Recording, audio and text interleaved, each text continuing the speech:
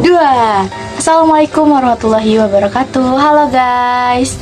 Perkenalkan, nama saya Sania Apriliani dari kelas 10 DKV 3. Nah, di sini saya mau menjelaskan 3 poin. Yang pertama, itu ada perangkat-perangkat pada komputer dan komponen-komponen pada CPU. Terus yang kedua, saya akan menjelaskan cara mengkoneksikan komputer dengan perangkat tertaut. Terus yang ketiga, saya akan menjelaskan tentang cara pengamanan data.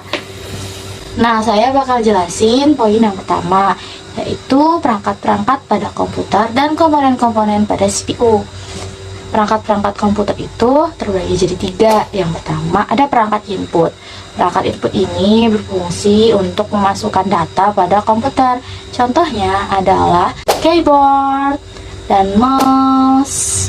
Nah, terus yang kedua, ada perangkat output. Perangkat output ini fungsinya untuk menampilkan data yang diberi dari perangkat input. Contohnya adalah monitor. Contoh lainnya itu ada proyektor sama ada printer.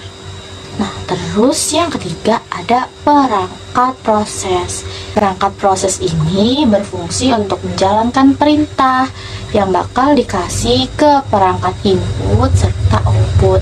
Jadi semuanya itu diproses di perangkat proses ini. Contohnya adalah CPU. Nah, sekarang kita bakal bahas komponen-komponen yang ada di CPU. Sebelumnya, CPU itu singkatan dari Central Processing Unit. Dia itu adalah induk pemrosesan data pada komputer. Nah, di dalam CPU ini banyak banget komponen-komponen yang sangat berpengaruh dan sangat penting terhadap perangkat-perangkat komputer yang sudah disebutkan tadi. Karena komponen-komponen itu berfungsi untuk memproses data. Nah, di sini saya akan menampilkan bagian dalam CPU. Kita simak videonya serta penjelasannya ya. Ini nih CPU-nya. Sekarang ayo kita buka. Yang pertama itu membuka casing CPU. Casing CPU ini berguna untuk melindungi berbagai komponen-komponen yang terdapat dalam CPU. Nah, lihat tuh di dalamnya banyak banget komponen-komponennya kan. Yang pertama ada power supply. Power supply ini merupakan bagian dari sistem komputer dan unit CPU yang berfungsi sebagai pembagi daya pada setiap komponen-komponen komputer. Selanjutnya ada CD atau DVD-ROM yang biasa disebut juga dengan optical disk drive. Ini adalah piranti yang dapat digunakan untuk menulis dan membaca kaset atau kempiringan CD atau DVD. Nah, selanjutnya ada RAM. RAM adalah singkatan dari Random Access Memory. Fungsi RAM adalah untuk menyimpan data sementara dari suatu aplikasi yang bisa dijalankan secara acak. Selanjutnya ada prosesor.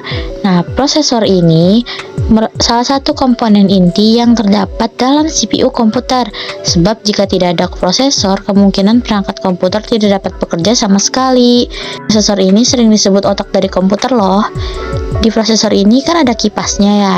Nah, kipasnya ini berfungsi sebagai pendingin dan menjaga agar suhu prosesor tetap dingin dan stabil. Nah, selanjutnya ada motherboard. Motherboard juga berfungsi sebagai media penghubung untuk setiap komponen-komponen komputer agar dapat saling berkomunikasi dengan komponen komputer lainnya. Selanjutnya ada hard disk. Hard disk berbentuk cakram dari logam yang berfungsi untuk menyimpan data secara permanen. Jadi ini tuh kebalikan dari si RAM. RAM itu kan untuk sementara, sedangkan hard disk ini untuk permanen. Nah, itu aja untuk CPU. Nah, itu tadi penjelasan tentang perangkat-perangkat pada komputer serta komponen-komponen pada CPU. Nah, sekarang kita lanjut ke poin kedua, yaitu bagaimana sih cara melakukan konektivitas komputer dengan perangkat tertaut. Nah, di sini saya pakai contohnya itu menghubungkan WiFi. Nah, yang pertama kita lakukan adalah menyalakan hotspot seluler pada handphone. Lalu klik logo WiFi yang ada di komputer dan cari nama WiFi dari HP tersebut. Nah, di sini nama WiFi-nya pakai tulisan Korea ya, jadi nggak tahu nih nyebutnya gimana. Nah, habis itu masukin passwordnya. Kalau udah dimasukin password, tinggal klik next. dan tunggu sampai dia dinyatakan berhasil tersambung. Nah, jika sudah, saya mau cek apakah ini benar-benar tersambung atau tidak dengan meng-search di Chrome. Nah, di sini kita search aja secara random. Udah ketemu nih searchnya di Google Chrome. Berarti koneksi WiFi dari handphone ke komputer telah berhasil. Nah, itu tadi tuh caranya bagaimana menghubungkan komputer dengan perangkat tertaut yang telah saya contohkan dengan menghubungkan WiFi. Nah, kita lanjut ke poin ketiga, yaitu bagaimana cara melakukan pengamanan data dengan mengset password di aplikasi WinRAR. Kita simak caranya. Pertama, pilih file atau folder yang ingin diamankan datanya. Lalu klik kanan mouse dan klik add to access. Nah, klik set password, lalu masukkan passwordnya. Aku pakai 1, 2, 3, 4, 5. Lalu klik OK. Klik lagi OK. Dan file WinRAR pun telah jadi. Dan ini tinggal diklik aja kalau mau buka. Terus pilih file yang ada di dalam file WinRAR tersebut. Lalu masukkan lagi passwordnya 1, 2, 3, 4, 5. Dan klik OK. File pun terbuka. Hore!